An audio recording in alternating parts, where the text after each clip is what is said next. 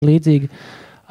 Piemēram, par jebko, lai mēs būtu veiksmīgs vai sasniegt kaut ko līdz, ir tas klasiskais, ka 10,000 stundas ir jāatveic. Tas ir 5 gadi.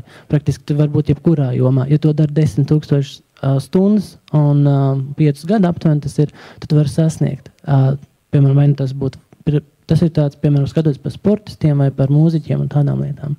Un plus vēl tie svarīgie 3 mēneši pirms piedzimšanas, ja? Ja māmiņa sāk šķirot atkritumus, tad bērns noteikti šķiro atkritumus. Okay.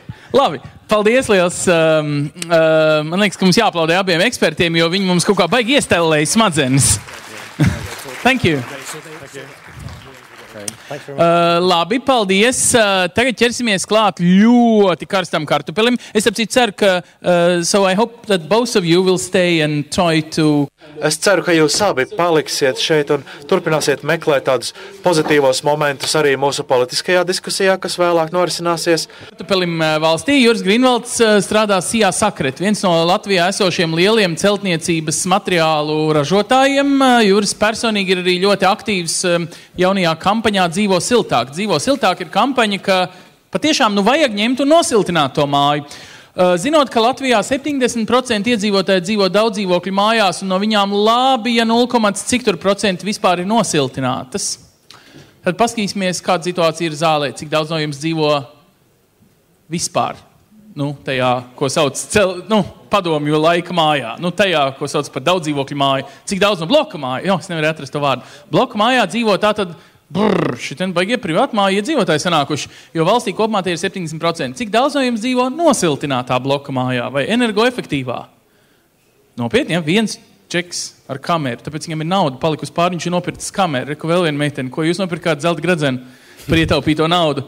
Anci, varbūt turpinot tavu ekspresa aptauju, cik daudz no tiem, kas dzīvotais bloku mājās, ir dzirdējuši par to, ka šobrīd ir tāda kampaņa, sauksim viņu tā, kur var dabūt atpakaļ līdz pat 60% no ieguldītās naudas siltināšanai.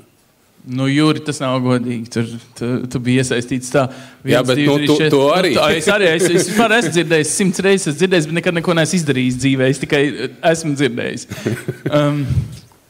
Švaki, ne? Jā.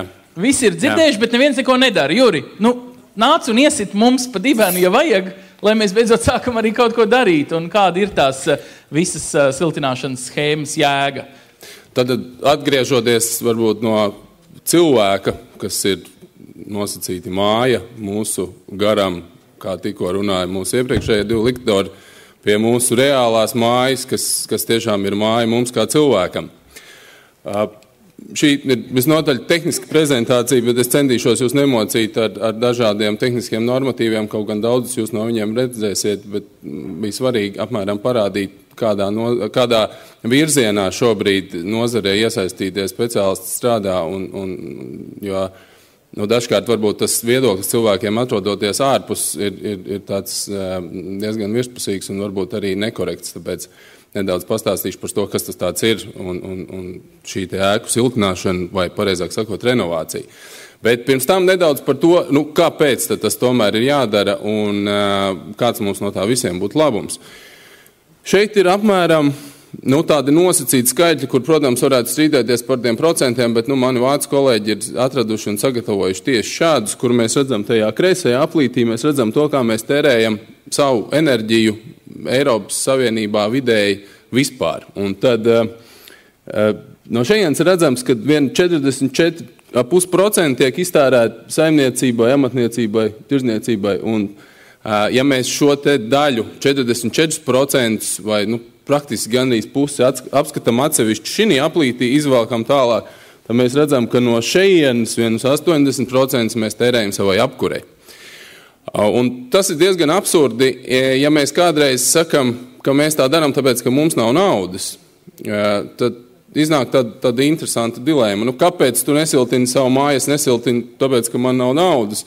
Bet tad, ja mēs paskatāmies uz savu naudas plūsmu, iznāk, ka praktiski pusi no saviem līdzekļiem, ko es veltu vispār enerģijai kā tādai dzīvē, es vienkārši izsviežu apkurei, tikai tāpēc, lai uzturētu kaut kādu temperatūru telpā. Tas, ko mēs parasti cenšamies teikt šajos semināros vai prezentācijās runājot ar daudzdzīvokļu māju iemītniekiem, ir mīļie cilvēki, tas, ko jūs šodien dariet attiecībā uz saviem apkurses izdevumiem, varētu būt salīdzināms ar tādu bildi, ka jūs reizi gadā visi mājas iedzīvotāji sapulcēties pagalmā, izvalkat savus patiešām biezos makus, izvalkat naudas zīmes, sametiet vienā tādā smukā ugunskurā, aizdedziniet un dziesmas dziedot, skatieties, kā tā nauda nokūp gaisā, un tas jums sagādā bezgalīgu prieku, pie kam, ja kāds no malas saka, jūs esat bišķi jocīgi, kāpēc jūs tā darat, jūs viņam atbildat, tāpēc, ka mums nav naudas. Ja? Tas ir apmēram tas, ko mēs šobrīd darām ar savu dzīvojamo fondu, jo ēkas, kas ir celtas padomju laikos, daudz dzīvojamās mājas, tajā laikā cilvēki īpaši nedomāja par to, kāda ir apkurses izdevuma un ko tas nozīmē, jo enerģijas bija salīdzinoši lēta, mēs kurinājām tā, lai ir kārtīgi silts, un ja kādam ir pa karstu, viņš var vienkārši atvērt logu. Ja? Līdz ar to šī ir tā vieta, kur mēs varam tiešām kaut ko darīt un gūt no tā arī finansiālu labumu, jo būs diezgan grūti pārliecināt cilvēku, kurš cīnās ar saviem ienākumiem no algas līdz algai, viņš knapi savāk galus kopā, jo viņam ir jāmaksā komunālie, viņam ir jālaiž 2-3 bērni skolā un ļoti gribās arī aiziet uz to kino vismaz reizi mēnesī. Un tādam cilvēkam stāstīt, zini, no taviem ienākumiem tagad pareizi būtu 30% vēl nogriezt tikai tāpēc, ka mums būtu jādzīvo zaļāk.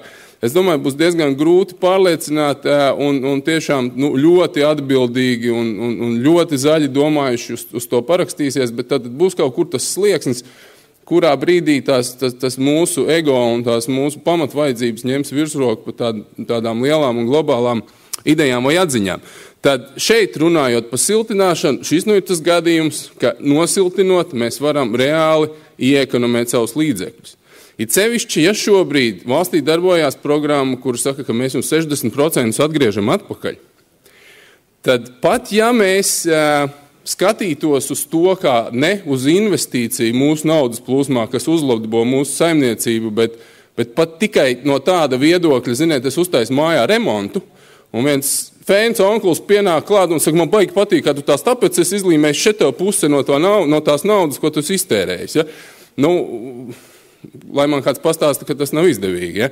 Jo no otras puses raugoties uz to būvniecību kā uz savu vidi, ja mēs uzceļam privātu māju, tad viņi mums nekad neatmaksāsies tiešā finansiālā nozīmē. Ja? Uzceļot rūpnīcu, mēs varam ierēķināt saražotajā produkcijā, kādā nauda nāks atpakaļ, bet sakārtojot savu dzīvojamo fondu, mēs to naudu fiskālā izteiksmē esam vienkārši izsvieduši ārā.